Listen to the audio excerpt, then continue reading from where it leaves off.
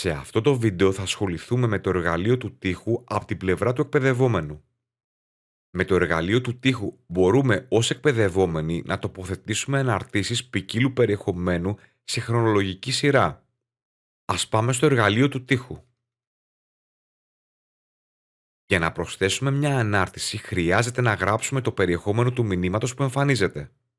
Επιπλέον κάθε ανάρτηση μπορεί να έχει διαθέσιμους συνημμένους πόρους. Οι επιλογές των συνημμένων πόρων της ανάρτησης βρίσκονται σε καρτέλες.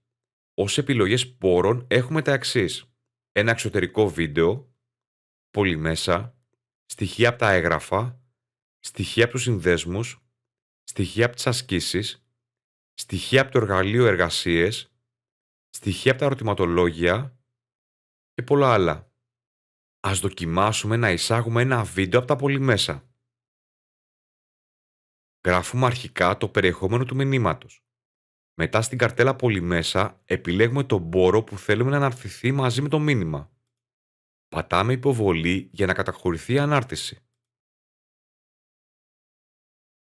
Τώρα ως εκπαιδευόμενοι έχουμε επιπλέον δυνατότητες για κάθε ανάρτηση. Η βασική λειτουργία που μας δίνεται είναι η δυνατότητα αντίδρασης σε μια ανάρτηση. Η αντίδραση είναι όπως το like στα social media. Μπορούμε να ακυρώσουμε την αντίδραση πατώντας ξανά στο εικονίδιο αντίδρασης της ανάρτησης.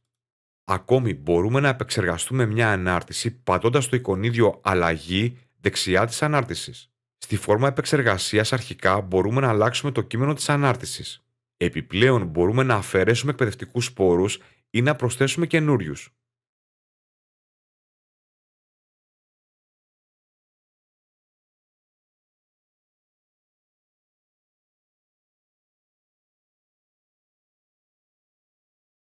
Πατάμε υποβολή για να αποθηκεύσουμε τις αλλαγές. Σε μία ανάρτηση που έχει γίνει από άλλο χρήστη μπορούμε να προσθέσουμε ένα σχόλιο. Για να το κάνουμε αυτό, στην αντίστοιχη ανάρτηση πατάμε σχόλια. Στην επόμενη οθόνη εισάγουμε το σχόλιο και πατάμε υποβολή.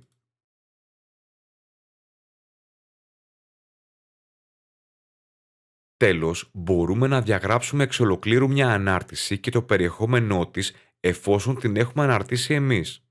Για τη διαγραφή ανάρτησης πατάμε στο εικονίδιο διαγραφής και μετά πατάμε διαγραφή για να επιβεβαιώσουμε την ενέργεια.